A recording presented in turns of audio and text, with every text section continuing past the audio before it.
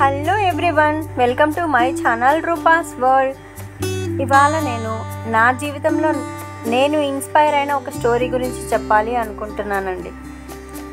ఒకానొక టైంలో నేను చాలా లోగా అయిపోయింది. నా లైఫ్ ఇంతేనా అనిపించేది.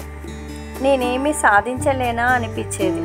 నాలో ఏ టాలెంట్ లేదా అని అనిపించేది. ఏవేవో ఆలోచనలు.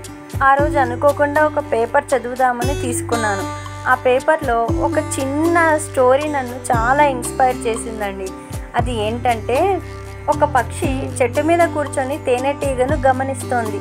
దాని కష్టాన్ని చూసి తేనెటీగ, నువ్వు ఎంతో కష్టపడి పువ్వు దగ్గర సంపాదించి పోగేసిన తేనెను మనిషి తీసుకెళ్ళిపోతున్నాడు, నీకు బాధగా లేదా అని అడిగిదట పక్షి.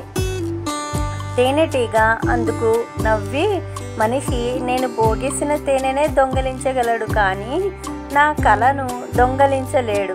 నేను మళ్ళీ సంపాదించగలను అనే నమ్మకం నాకు ఉన్నప్పుడు నేను బాధపడిన సమయాన్ని ఎందుకు వృధా చేసుకోవడం, అనవసరం కదా అని సమాధానం ఇచ్చిందట. నిజమే కదా, మనలో ప్రతి ఒక్కరికి ఏదో ఒక టాలెంట్ ఉంటుంది. కానీ మనిషికి బద్ధకం, ఉన్న దాంట్లో చాలే అనుకుంటూ బతికేస్తాడు. మన టాలెంట్ ఏంటో మనం తెలుసుకోగలిగితే, మన మీద మనం నమ్మకం పెట్టుకొని ఎవరేం చెప్పినా పట్టించుకోకుండా మన టాలెంట్ ద్వారా మనం అంటే ఏంటో మనం నిరూపించుకోవచ్చు. ఏమంటారు?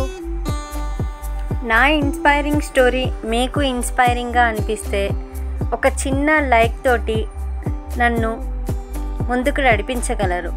Thank you for watching. Please subscribe my channel.